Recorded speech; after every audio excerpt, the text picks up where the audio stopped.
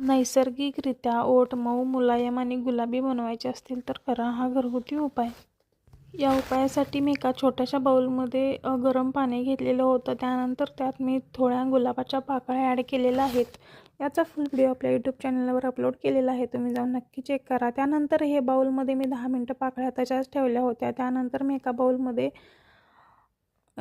ते पाणी जे आहे ते काढून घेतलेलं आहे. त्यानंतर मी त्यात थोडंसं ॲलोवेरा जेल ॲड केलेलं आहे. आणि आपले असे छान छान घरगुती उपाय पाहण्यासाठी आपल्या चॅनलला देखील नक्की सबस्क्राईब करा. त्यानंतर आपल्याला तिसऱ्यांदा जी गोष्ट ॲड करायची आहे ते म्हणजे व्हिटॅमिन ईची कॅप्सूल. त्यानंतर आता हे मिश्रण जे आहे ते व्यवस्थित अशा पद्धतीने मिक्स करून घ्यायचं आहे.